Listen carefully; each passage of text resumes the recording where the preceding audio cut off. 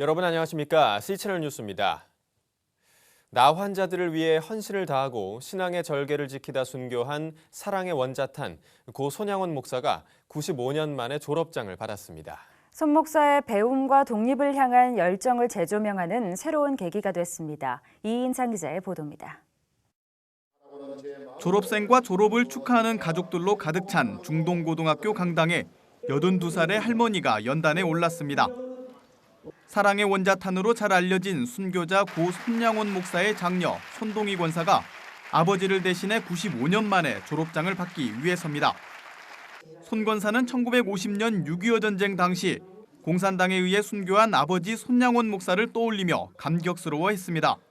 제가 대신에 오늘 졸업장을 받아서 정말 너무 기쁘기도 하고 한편 감격의 눈물을 흘리겠습니다. 경상남도 함안에서 출생해 일대 70여 교회에서 외지 전도사로 사역했고 전남 여수예양원에서는 온몸을 던져 나 환자를 돌봤던 손양원 목사가 서울 중동학교를 다녔다는 사실은 잘 알려지지 않아 왔습니다. 하지만 최근 중동고 총동문회가 손 목사의 재학 사실을 확인하고 명예졸업장 수여를 추천하면서 성사될 수 있었습니다. 한국 교회, 또 세계 교계에 아주 보석 같은 우리 선배님이기 때문에 그분이 우리 중동을 나오셨다는 것은 우리 중동으로서는 대단한 또 영광입니다. 또 이거 한국 교회 자랑스러운 일이지 않습니까? 손양원 목사가 중동학교에 재학했던 기간은 1919년 4월부터 1920년 4월까지로 불과 1년 만에 손 목사는 학교를 자퇴하고 말았습니다. 밤에는 일하고 낮에는 공부하는 고학생으로 손 목사는 학업을 이어갔지만 부친 손종일 장로가 3.1운동에 연루돼 구속되면서 학교를 떠날 수밖에 없었습니다. 기간은 짧았지만 손 목사의 중동학교 재학 사실은 어린 손양원의 새로운 면모를 보게 합니다. 어린 나이에 서울에 올라와 온갖 고생을 하면서도 새로운 교육을 받으려 했던 의지, 일부러 민족주의 학교를 택해 나라의 독립을 소망했던 모습도 엿볼 수 있습니다. 낮에는 학교에 다니고 밤에는 만두 장사를 했는데 이 만두 집에서는 주일날 만두를 팔게 해요. 매상이 많이 오르기 때문이죠. 근데 아버님 주일날은 절대로 교회에 가서 하나님께 예배드리는 것이 아버님의 신앙이었거든요. 새로운 학문에 대한 열정, 또 민족 정신에 대한 어떤 그런 자부심, 이런 것들이 같이 신앙하고 녹아져서 손양원 목사님이 다시 재발굴되어졌다 이렇게 평가할 수 있겠습니다. 한편 이날 졸업식 후에는 기념 세미나가 열려 손 목사의 삶을 조명하는 시간을 가졌습니다. 손동희 권사를 비롯해 평양신학교에서 함께 공부한 한국교회 최고령 목회자 방지일 원로 목사, 산돌 손양원 목사 기념사업회 이사장 이만열 교수가 강연했습니다. 손양원 목사의 죽음을 뛰어넘는 신앙과 고통받는 이웃들을 향한 헌신, 나라 사랑의 정신은 그를 기억하는 후배들이 이어가야 할 몫이 됐습니다. 명예 졸업장은 여수예양원 손양원 기념관에 안치돼 영구 전시될 예정입니다. C채널 뉴스 이인창입니다. 고 손양원 목사는 일제강점기와 한국전쟁 등 우리 민족의 비극적 역사 한복판에서 순결한 믿음과 굳은 절개를 지킨 위인으로 평가되고 있습니다. 손양원 목사의 삶과 신앙을 소개합니다. 계속해서 양화수 기자의 보도입니다. 일본 제국주의의 한반도 침략이 본격화되면서 우리 민족의 어두운 그늘이 들여졌던 지난 1902년. 손양원 목사는 경남 함안의 한 독실한 믿음의 가정에서 출생합니다. 아버지 손종일 장로로부터 신앙을 물려받았던 그는 지금의 초등학교인 칠원 보통학교 시절 일본 천황에게 절하는 궁성 요배를 거절했다는 이유로 퇴학을 당합니다.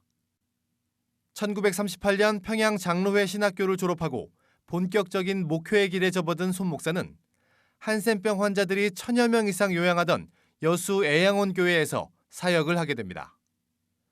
손 목사는 한센병 환자였던 교인들을 진심으로 사랑하며 섬겼습니다. 나 환자들의 상처에서 나오는 고름을 입으로 빨아내며 치료했던 예화는 교인들을 향한 그의 사랑을 단적으로 보여줬던 예입니다. 그러던 중 손 목사는 애양원 교회와 부흥회로 다녔던 여러 지역에서 신사참배를 거부하고 교회 내에 일장기를 부착하지 못하도록 설교했다는 이유로 일제의 탄압을 받습니다.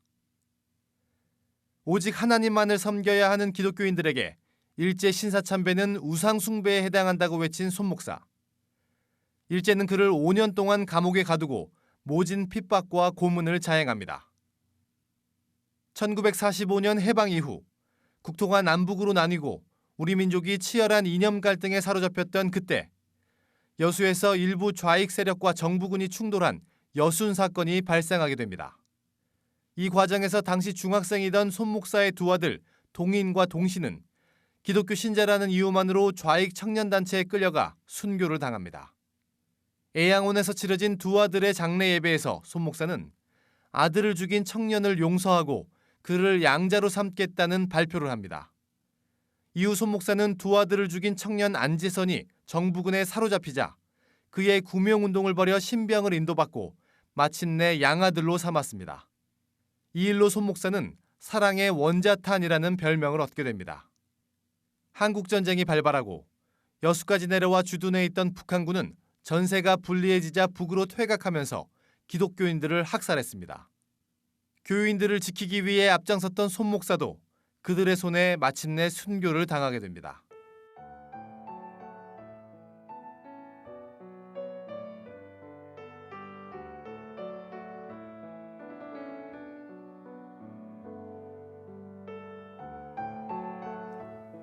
하나님을 향한 순결한 믿음과 굳은 절개, 그리고 교인들과 한센병 환자, 심지어 자신의 두 아들을 죽인 원수까지 사랑했던 사랑의 원자탄 고 손양원 목사. 손 목사의 삶과 신앙은 우리 민족의 어두웠던 시절을 밝혔던 한 줄기의 찬란한 빛이었습니다. 시채널 뉴스 양화수입니다. 우리나라 국민 10명 중 8명은 북한 인권에 관심이 있으며 절반 이상은 북한 인권법을 제정해야 한다고 생각하는 것으로 조사됐습니다. 한국리서치가 지난달 28일부터 나흘간 만 19세 이상 성인 남녀 600여 명을 대상으로 북한 인권과 관련한 여론조사를 실시한 결과 북한 인권에 대한 관심도를 묻는 질문에 응답자의 80.8%가 매우 관심 있다 또는 대체로 관심 있다고 답변한 것으로 집계됐습니다. 최근 이슈가 되고 있는 북한 인권법에 대해서는 응답자의 절반 이상이 잘 모르고 있는 것으로 나타났지만 응답자의 56.3%는 북한 주민의 기초적인 인권 보장을 위한 법이므로 북한 정권의 반발과 별개로 법 제정을 추진해야 한다고 답했습니다. 이와 함께 핵 개발, 군사적 위협 상황을 통한 북한 정권의 행동에 대해 정상적이지 않다고 답한 응답자는 전체의 86.3%였으며 그와 같은 행동에 나름의 이유가 있다고 생각하는 응답자는 13.7%로 집계됐습니다. 한편 기독교 사회책임 등 교계단체들은 이번 임시국회에서 북한 인권법이 제정돼야 한다고 촉구하고 있습니다.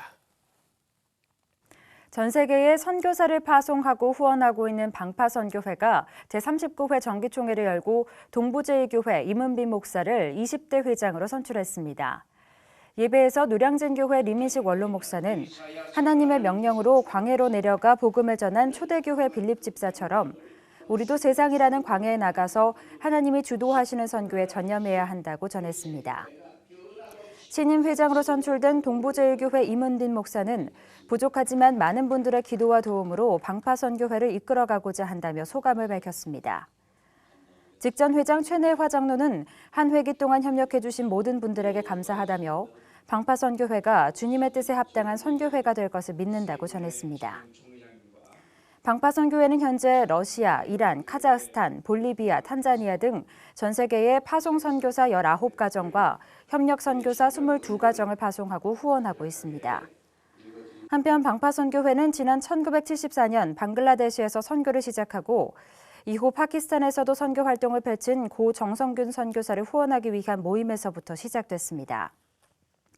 방글라데시와 파키스탄 선교회 약자로 방파선교회라 칭하게 됐으며 이후 세계 방방곡곡에 선교사를 파송한다는 의미로 재해석해 명칭을 그대로 사용해 오고 있습니다.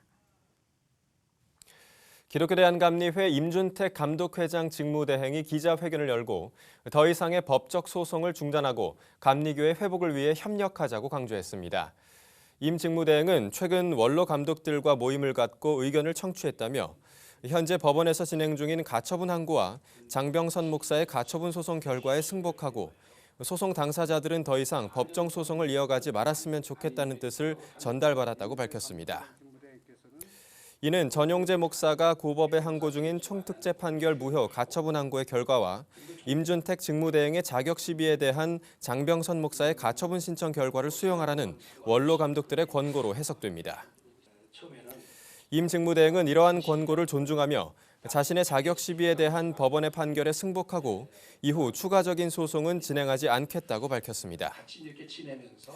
한편 지난 임시입법의회 결과에 대해 임 직무대행은 당시에 결의된 안건과 미결된 안건이 법리상 서로 충돌을 일으킬 우려가 있다며 이 문제 역시 감독회장 시비가 가려진 이후 세워질 감독회장 직무 수행자가 처리하는 것이 바람직하다고 전했습니다.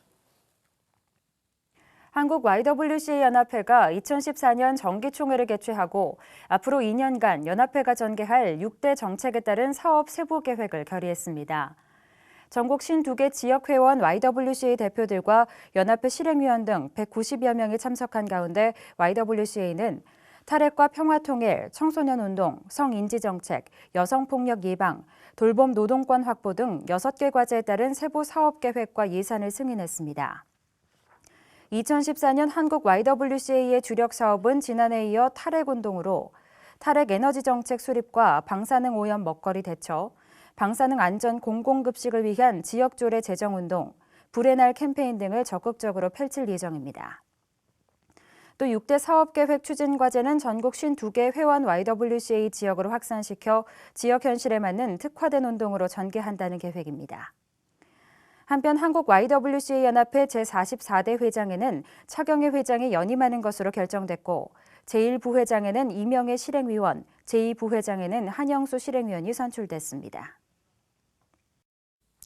아프리카 서북부에 위치한 말리 공화국의 한 도시에 크리스천들을 향한 이슬람 무장 세력의 폭파 경고가 잇따르고 있는 것으로 알려졌습니다.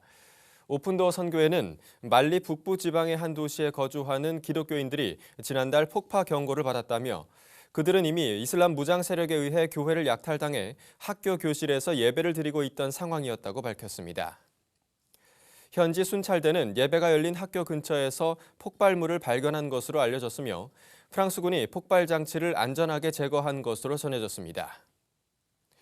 익명을 요구한 현지 목사는 생활의 모든 것들이 불안한 가운데 성도들은 두려움에서 벗어나고 싶어 한다며 발견된 폭탄이 예배 장소 바로 옆에 있었다는 것이 충격이었다고 밝힌 것으로 알려졌습니다. 목사는 또 우리를 사랑하시는 하나님을 위해 모두가 함께 힘을 모으길 원한다며 전 세계 크리스천들이 말리의 안정적인 통치를 위해 기도해 주길 바란다고 요청했습니다. 한편 이슬람 무장단체 투아레그는 말리 북부를 탈취해 독립을 주장하며 이슬람 율법을 강요한 바 있으며 지난해 1월 프랑스군은 이들을 축출한 바 있습니다. 그러나 이후에도 이슬람 무장단체들은 타종교 행위와 신성 모독을 금지한다는 명목 아래 교회와 예배 처소들을 약탈해왔습니다. 이 밖에 뉴스와 날씨를 전해드립니다. 선교한국 2014 대회조직위원회가 오늘 17일 서울 동작구 성진교회에서 2014 원데이 기도합주회를 개최합니다. 캠퍼스 부흥, 평화통일, 세계복음화 등에 대한 강의가 이뤄질 예정이며 제14회 선교한국대회를 위해 중보로 기도할 예정입니다.